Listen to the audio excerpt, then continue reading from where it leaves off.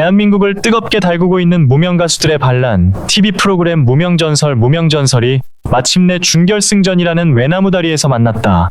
오는 10회 방송을 앞두고 공개된 예고편과 전개 양상은 단순한 경연을 넘어선 잔혹사를 예고하고 있다. 특히 강력한 우승 후보로 거론되던 성리의 오열과 고득점 논란의 중심에 선 하루의 맞대결은 벌써부터 시청자들 사이에서 폭발적인 반응을 불러일으키고 있다. 이번 회차는 단순한 순위 결정을 넘어 프로그램의 진정성을 시험하는 중대한 분수령이 될 전망이다.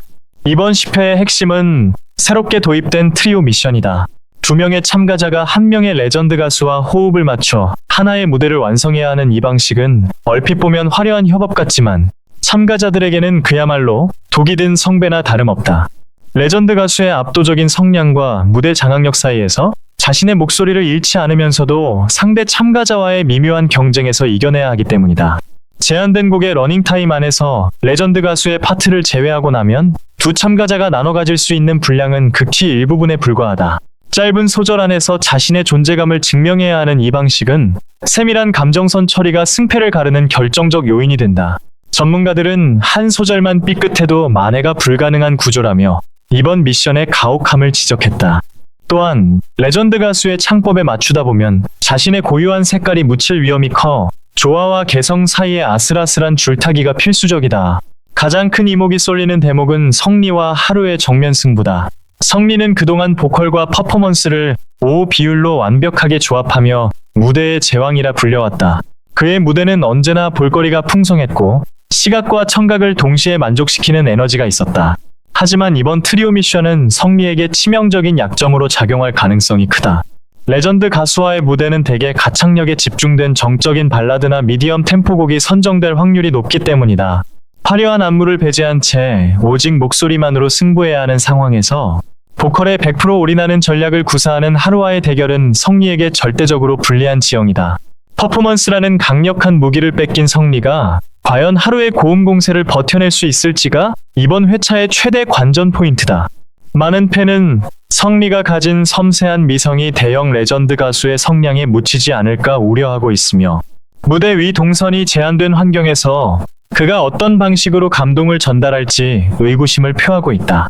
반면 하루는 현재 에이스전에서 941점이라는 압도적인 점수를 기록하며 최상위권을 유지하고 있다. 그러나 그녀를 향한 대중의 시선이 그리 곱지만은 않다. 보컬의 색깔이 뚜렷하지 않다. 기교에만 치중한 전형적인 경연용 보컬이라는 비판이 쏟아지고 있기 때문이다.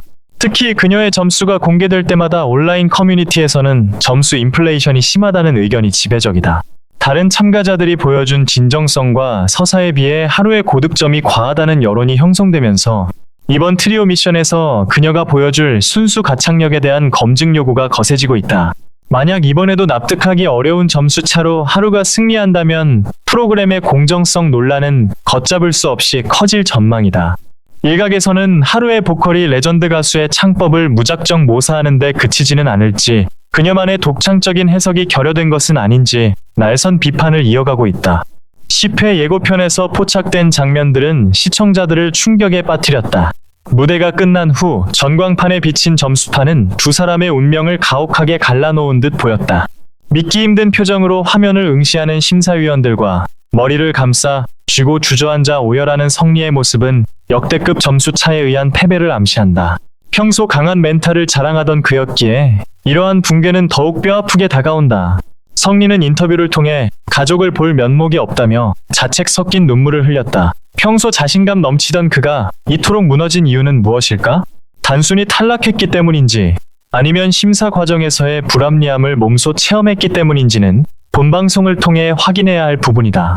특히 그가 언급한 가족이라는 단어는 오랜 시간 무명 생활을 견뎌온 그의 간절함과 이번 무대의 무게감을 동시에 보여주며 시청자들의 눈시울을 붉게 만들었다. 공정성 논란은 비단 준결승 진출자들만의 문제가 아니다. 시청자들은 최근 청력 상실과 성대 결절이라는 절망적인 상황을 극복하며 감동의 무대를 선사했던 이도진 등 실력파 가수들이 잇따라 고배를 마신 것에 대해 분노하고 있다. 그의 목소리에는 삶의 애환과 투혼이 담겨 있었으나 심사위원들은 기술적 완성도라는 잣대만을 들이대며 그를 외면했다. 특히 탈락자 중 일부를 구제하는 과정에서 팀별 안배가 불투명하게 이뤄졌다는 의혹이 제기되면서 무명전설은 프로그램의 정체성마저 위협받고 있다. 시청률을 위해 감동서사를 이용하고 정작 실력자는 버리는 것 아니냐는 날 선 비판이 게시판을 도배하고 있다. 특정 팀에만 집중된 패자 부활의 기회는 무명 가수들에게 공정한 기회를 준다는 취지를 무색하게 만들고 있다. 무명전설 10회는 단순한 경연 그 이상의 의미를 갖는다. 성리의 눈물이 패배자의 변명이 될지 아니면 프로그램의 구조적 모순을 폭로하는 신호탄이 될지 귀추가 주목된다. 만약 실력보다는 제작진의 의도나 연출된 서사가 우선시된다면 이 프로그램은 전설이 아닌 소음으로 기억될 것이다. 또한 논란의 중심에 선 하루가 진정으로 전설이 될 자격이 있음을 증명할 수 있을지도 관건이다.